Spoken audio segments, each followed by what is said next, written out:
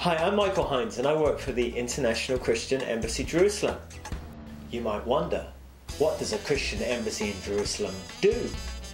So we thought we'd take a little look at the last year and see. In January, disaster struck the Caribbean island nation of Haiti. I know what you're thinking. Isn't Haiti 6,500 miles from Israel? But 6,500 miles away in Israel, there were Israelis involved. In fact, there was a whole team of them right there, right on the ground in Port-au-Prince, just after the earthquake struck. The problem was, these guys had no money. They had the ability to rescue these poor Haitians from the rubble of a collapsed university building, but they had no money to do it. That's where we came in. We provided the funds to enable them to stay there. They saved 8 people from one building and were part of a huge Israeli rescue operation that really stunned the world. And we were part of that. It's not quite part of our mission. We get that, but we think God understands.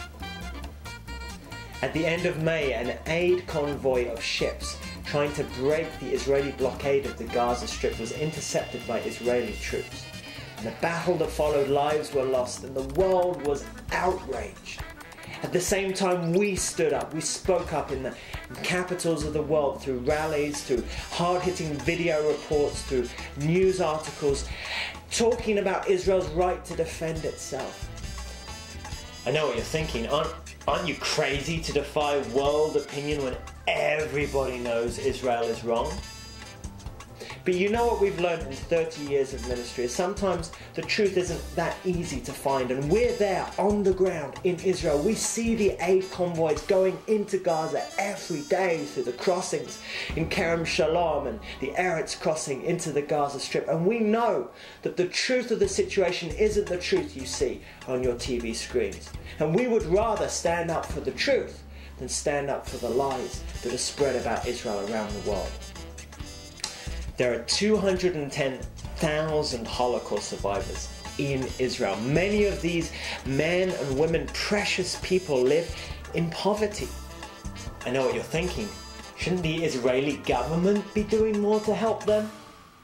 But our job as Christians in the land of Israel is to show the love of Jesus to these people, people who've suffered so much in their lives, and give them dignity and help where we can. That's why this year we've helped fund 2 homes, assisted living homes for Holocaust survivors in the city of Haifa in the north of Israel. And who took care of the $500,000 bill?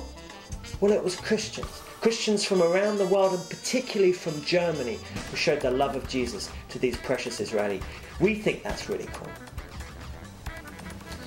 Our sponsorship of Aliyah, Jewish immigration to Israel, has doubled this year, with Jewish people coming from the 4 corners of the earth, from the USA, from South America, from France, from Sweden, from South Africa, all back home to Israel thanks to our support and our assistance. Why?